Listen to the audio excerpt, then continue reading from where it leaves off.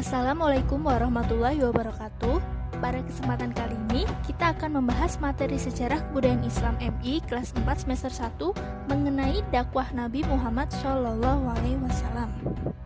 Masa awal dakwah Nabi Muhammad SAW.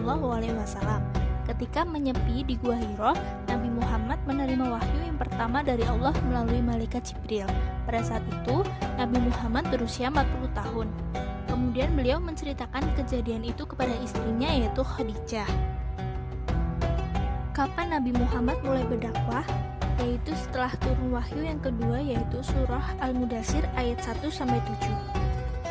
Nabi Muhammad pada saat itu menghadapi masyarakat Arab yang belum mempercayai kebenaran, sehingga tidak mudah bagi masyarakat Arab untuk beriman kepada Allah Subhanahu wa Ta'ala. Strategi dakwah yang dilakukan oleh Nabi Muhammad SAW yaitu yang pertama, berdakwah secara sembunyi-sembunyi, yang merupakan dakwah pertama yang dilakukan selama 3-4 tahun di rumah Arqam bin Abil Arqam. Yang kedua yaitu berdakwah secara terang-terangan yang dimulai sejak tahun keempat dari kenabian.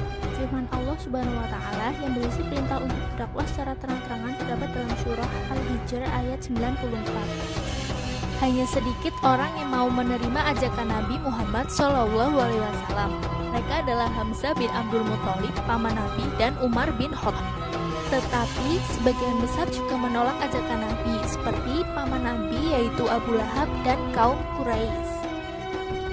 Alasan kaum Quraisy menolak ajaran Nabi Muhammad SAW yaitu yang pertama, persaingan merebut kekuasaan. Yang kedua yaitu hilangnya kasta. Yang ketiga, kaum Quraisy merasa memiliki status sosial yang lebih tinggi. Yang keempat yaitu hilangnya pedagangan patung. Mereka khawatir mata pencaharian mereka akan hilang karena Islam mengajak hanya menyembah kepada Allah bukan kepada berhala.